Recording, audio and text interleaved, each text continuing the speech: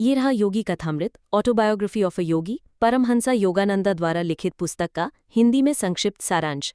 पुस्तक का नाम योगी कथामृत, लेखक परमहंसा योगानंदा, प्रकाशन वर्ष 1946, शैली आत्मकथा या स्पिरिचुअल। संक्षिप्त सारांश। योगी कथामृत परमहंसा योगानंदा की आत्मकथा है, जिसमें उन्होंने अपने जीवन की आध्यात्मिक यात्रा, चमत्कारिक अनुभवों और भारत के महान संतों के दर्शन का वर्णन किया है।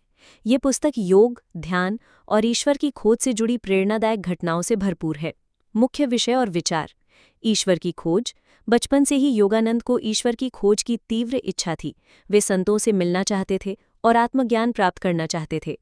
गुरु से भेंट। उनका जीवन बदल गया जब वे अपने गुरु स्वामी श्री युक्तेश्वर से मिले। उन्होंने योगानंद को क्रिया योग की दीक्षा दी।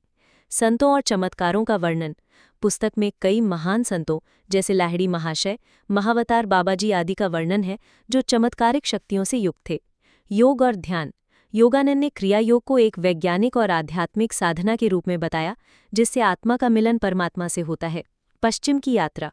1920 में वे अमेरिका गए और वहां योग और भारतीय आध्यात्मिकता का प्रचार किया।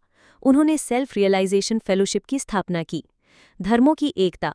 योगानंद ने बताया कि सभी सच्चे धर्म एक ही सत्य की ओर इशारा करते हैं। उन्होंने पूर्व और पश्चिम के विचारों में सेतु का काम किया।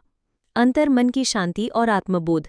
उन्होंने सिखाया कि सच्चा आनंद बाहर नहीं, हमारे भीतर है। ईश्वर को अनुभव करने के लिए ध्यान और प्रेम जरूरी है। मुख्य शिक्षाएं।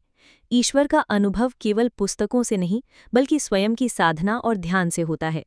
गुरु का मार्गदर्शन आध्यात्मिक जीवन के लिए अनिवार्य है। सच्चा योगी वो है जो अपने भीतर ईश्वर को अनुभव करता है। जीवन का अंतिम उद्देश्य आत्म साक्षात्कार है। परमहंसा योगानंदा 1946 में इस पुस्तक का प्रकाशन हुआ। आपको अगर कोई और जानकारी चाहिए तो बताएं।